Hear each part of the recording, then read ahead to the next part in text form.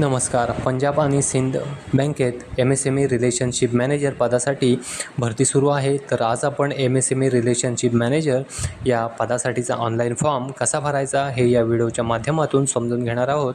तर व्हिडिओ शेवटपर्यंत पहा आणि चॅनलवरती नवीन असाल तर चॅनलला सबस्क्राईब करा, म्हणजे अशाच महत्त्वपूर्ण व्हिडिओचे नोटिफिकेशन तुम्हाला भेटत राहतील. तर व्हिडिओला सुरुवात करू. ऑनलाईन ॲप्लिकेशन सुरू झालेले आहेत 29/5/2025 पासून आणि लास्ट डेट आहे 18/6/2025 पर्यंत तुम्ही हे फॉर्म भरू शकता. पुढे आहे details of vacancies and reservation. कुठल्या कासाठी किती जागा आहेत हे या ठिकाणी दिलेलं आहे. पदाचं नाव आहे MSME रिलेशनशिप मॅनेजर. SCसाठी आहेत 4 जागा, STसाठी आहेत 2 जागा, OBCसाठी आहेत 8 जागा, EWSसाठी आहेत 3 जागा, URसाठी 13 जागा, अशा टोटल आहेत 30 जागा. पुढं आहे PWD जी कॅन्डिडेट आहेत त्याच्यामध्ये OCसाठी आहे 1 जागा. नंतर आहे एज मिनिमम 25 आणि मॅक्झिमम 33 वर्षे आहे. पुढे या ठिकाणी दिले आहे age relaxation is available as per government of India guidelines. गव्हर्नमेंटच्या नियमाप्रमाणे एजमध्ये सूट राहील. पुढं आहे क्वालिफिकेशन. या ठिकाणी मॅन्डेटरी दिलेलं आहे फुल टाईम रेग्युलर ग्रॅज्युएशन, मान्यताप्राप्त विद्यापीठ संस्थेतून कोणत्याही शाखेतील पदवीधर असावा. पुढं दिलं आहे प्रिफर्ड. प्राधान्य या ठिकाणी दिलेलं आहे फुल टाईम MBA मार्केटिंग और फायनान्स, पूर्ण वेळ MBA मार्केटिंग आणि फायनान्ससाठी. पुढे दिलेलं आहे post qualification work experience. Mandatory आहे, अनुभव अनिवार्य आहे. Minimum experience of 3 years as relationship manager in MSME banking with any bank NBFC financial institution of India. भारतातील कोणत्याही बँक NBFC आर्थिक संस्थेत MSME बँकिंगमधील रिलेशनशिप मॅनेजर म्हणून किमान 3 वर्षाचा अनुभव हा असायला हवा. पुढे आहे प्रोबेशन पिरियड दिलेला आहे 6 महिन्याचा प्रोबेशन पिरियड आहे. त्याच्यानंतर खाली आहे location. The place of posting will be depending upon the bank's requirement from time to time. नियुक्तीचं ठिकाण बँकेच्या वेळोवेळी गरजेनुसार ठरवले जाईल. निवड झालेल्या उमेदवारांची नियुक्ती भारतातील कोणत्याही कार्यालयात शाखेत केली जाऊ शकते. पुढे आहे सिलेक्शन प्रोसिजरमध्ये पहिलं आहे रिटन टेस्ट, नंतर स्क्रीनिंग आणि नंतर आहे पर्सनल इंटरव्ह्यू. पुढे आहे एक्झाम पॅटर्न. प्रोफेशनल नॉलेज प्रश्न आहेत 60, मॅक्झिमम मार्क आहेत 60. नंतर आहे इंग्लिश लँग्वेज प्रश्न 20, मॅक्झिमम मार्क्स 20 आहेत. नंतर आहे general awareness with special reference to banking industry प्रश्न आहेत 20 आणि मॅक्झिमम मार्क आहेत 20. अशा प्रकारे एकूण प्रश्न 100 आणि मॅक्झिमम मार्क्ससुद्धा आहेत 100. IBPSonline.ibps.in वेबसाईटची लिंक डिस्क्रिप्शनमध्ये आहे. त्यावरती क्लिक करून तुम्ही ही वेबसाईट ओपन करू शकता. वेबसाईटवरती आल्यानंतर आपण नवीन रजिस्ट्रेशन करणार आहे म्हणून click here for new registration याच्यावरती क्लिक करून घ्यायचं. क्लिक केल्यानंतर याप्रमाणे समोर पेज दिसेल. या ठिकाणी पहिलं फर्स्ट नेम टाईप करून घ्यायचं, नंतर परत एकदा खाली कन्फर्ममध्ये फर्स्ट नेम टाईप करायचं, नंतर मिडल नेम टाईप करायचं, परत एकदा कन्फर्ममध्ये मिडल नेम टाईप करून घ्यायचं, नंतर लास्ट नेम टाईप करायचं आणि परत एकदा कन्फर्ममध्ये लास्ट नेम टाईप करून घ्यायचं.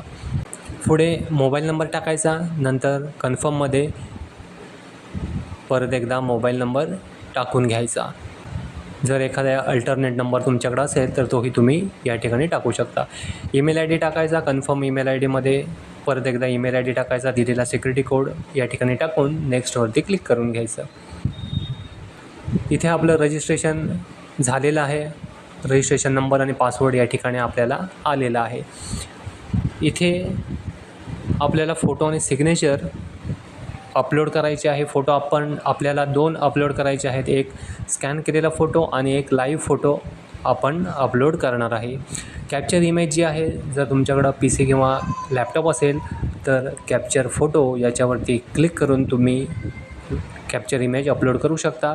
जर ही सुविधा नसेल तर तुम्ही मोबाईलमधून दिलेला जो QR कोड आहे तो स्कॅन करून कॅप्चर इमेज अपलोड करू शकता. मी फोटो आणि सिग्नेचर अपलोड करून घेतो. फोटो आणि सिग्नेचर अपलोड करून झाल्यानंतर इथे I confirm that this is my valid photo या बॉक्समध्ये क्लिक करायचं. त्याच्या खाली I confirm that this is my valid signature या बॉक्समध्ये क्लिक करून घ्यायचं आणि नेक्स्टवरती क्लिक करायचं. नेक्स्टवरती क्लिक केल्यानंतर याप्रमाणे समोर पेज दिसेल. इथे आपल्याला बेसिक डिटेल्स भरायचे आहेत. पहिलं आहे ते कॅटेगरी. तुमची जी कॅटेगरी असेल PR, EWS, OBC, SC ST ती इथून सिलेक्ट करून घ्यायची. नंतर आहे are you a person with benchmark disability of 40% and above. तुम्ही 40 किंवा 40% जास्त अपंगत्व असलेली व्यक्ती आहात काय असेल त्याने मयस करा आणि बाकीचे जे डिटेल्स आहेत ते भरून घ्या. आपण अपंग या प्रकारात मोडत नाही म्हणून मी नो करतो. त्याच्या पुढे आहे are you a person with specified disability covered under the definition of section. आता यामध्ये सुद्धा आपण येत नाही आहे म्हणून मी नो करतो. जे येत असतील त्यांनी यसवरती क्लिक करून घ्यायचं आहे. त्याच्यानंतर पुढे आहे are you a child oblique family member of those who died. तुम्ही 1984च्या दंगलीत मरण पावलेल्या लोकांची लहान मुलं ऑब्लिक कुटुंब सदस्य आहात काय असेल त्यांनी यस करा. मी नो करतोय आपण नाही आहे म्हणून. नंतर are you an ex serviceman. माजी सैनिक आहात काय तर नाही आहे. जे असतील त्यांनी मग यसवरती क्लिक करून घ्यायचं आहे. पुढे आहे religion to which you belong. तुमचा जो धर्म आहे तो या लिस्टमधून सिलेक्ट करा. मी हिंदू सिलेक्ट करतोय. पुढं आहे do you belong to religious minority community. धार्मिक अल्पसंख्याक या प्रकारामध्ये मोडता का असेल त्यांनी यस करा. मी नो करतोय. पुढे आहे नॅशनॅलिटी आपली इंडियन सिलेक्ट करून घ्यायची. त्याच्या पुढे state to which examination centre belong. Examination सेंटरसाठी स्टेट इथून सिलेक्ट करून घ्यायचं. मी महाराष्ट्र सिलेक्ट करून घेतो. त्याच्या पुढं एक्झाम आपलं सेंटर ऑफ एक्झामिनेशन सिटी इथून सिलेक्ट करून घ्यायची. नंतर आहेत खाली पर्सनल डिटेल्स. पहिलं आहे डेट ऑफ बर्थ. तुमची जन्मतारीख इथून सिलेक्ट करून घ्यायची.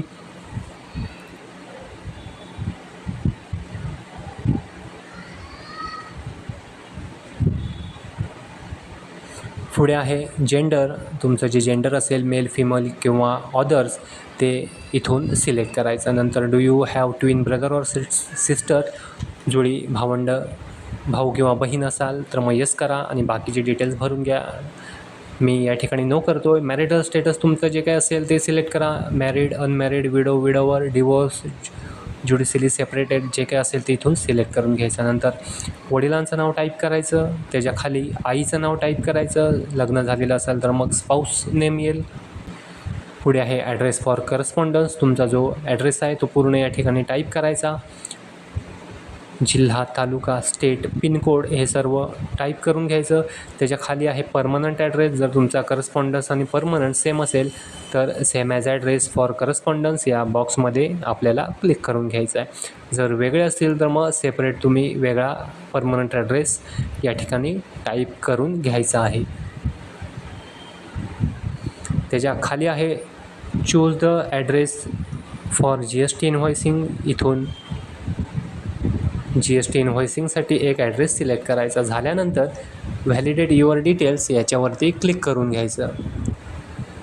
क्लिक केल्यानंतर व्हेरीफाईड सक्सेसफुलीचा मेसेज येईल. तो ओकेवरती क्लिक करायचं आणि त्याच्यानंतर सेव्ह आणि नेक्स्ट याच्यावरती क्लिक करून घ्यायचं. इथे आपल्याला एज्युकेशनल क्वालिफिकेशन डिटेल्स भरायचे आहेत. फुल टाईम रेग्युलर ग्रॅज्युएशन. इथून तुमची जी कुठली स्ट्रीम असेल arts, commerce, science, agriculture, management ती सिलेक्ट करून घ्या. त्याच्यानंतर येईल डेट ऑफ पासिंग. तुमची जी डेट ऑफ पासिंग असेल ती इथून सिलेक्ट करा. पर्सेंटेज टाईप करून घ्या आणि क्लास जो आहे तो सिलेक्ट करा. तुमचं पोस्ट ग्रॅज्युएशन जर झालेलं असेल तर तेही तुम्ही या ठिकाणी टाकू शकता किंवा अदर जर काही क्वालिफिकेशन असेल तर तेही तुम्ही याच पद्धतीने इथे टाकू शकता. पुढे आहे, do you have minimum experience of 3 years as relationship manager in MSME banking with any bank oblique NBFC financial institution of India. तर आहे आपल्याला अनुभव म्हणून आपण येसवरती क्लिक करतो आहे. त्याच्या खाली आहे post qualification work experience details. तुमचा जो 3 वर्षाचा एक्सपिरियन्स आहे तो या ठिकाणी तुम्हाला नमूद करायचा आहे. मग यामध्ये नेम ऑफ द एम्प्लॉयर, त्याच्यानंतर डेजिग्नेशन तुमचं येईल आणि पुढे पिरियड येईल, कधीपासून तुम्ही कधीपर्यंत होतात, आणि नेचर ऑफ ड्युटीज, आणि काम जर सोडलेलं असेल, प्रेझेंटली वर्किंग नसाल तर मग नो करा.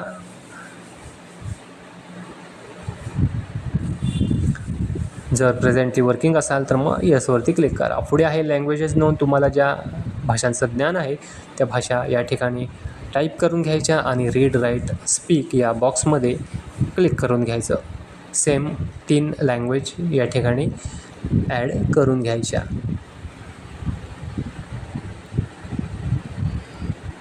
सर्व माहिती भरून झाल्यानंतर व्हॅलिडेट युअर डिटेल्स याच्यावरती क्लिक करायचं. व्हेरीफाईड सक्सेसफुलीचा मेसेज येईल तो ओके करायचा आणि सेव्ह अँड नेक्स्ट याच्यावरती क्लिक करून घ्यायचं.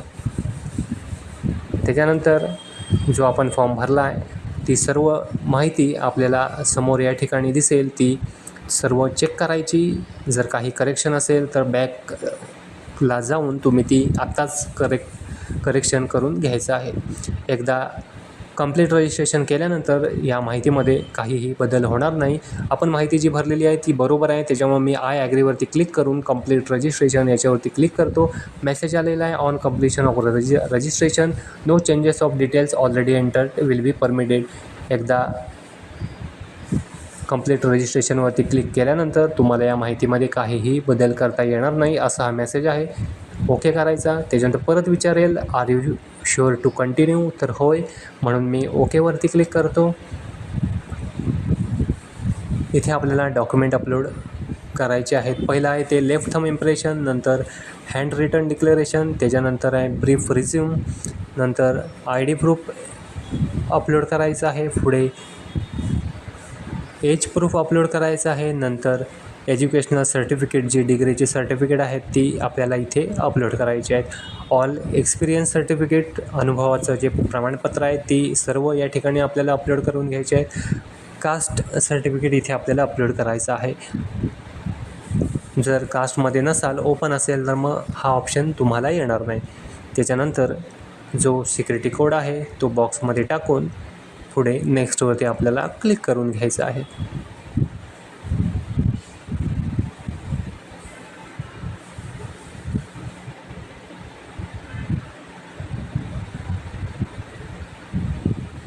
मी सर्व डॉक्युमेंट इथे अपलोड करून घेतलेली आहेत. प्रिव्ह्यू करून ती डॉक्युमेंट तुम्ही चेकही करू शकता.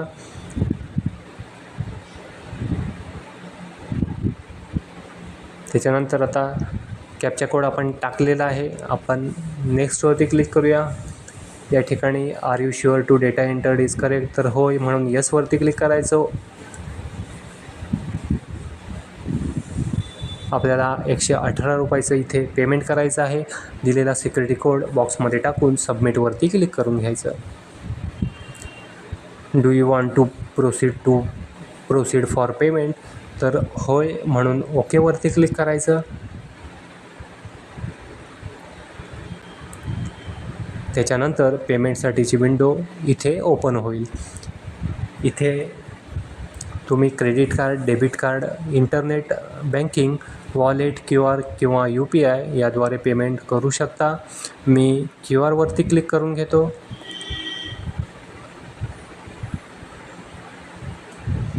आणि मेक पेमेंट याच्यावरती क्लिक करतो. या ठिकाणी टोटल अमाऊंट दाखवत आहे 118 रुपये. प्रोसीड विथ पेमेंट याच्यावरती क्लिक करून घ्यायचं.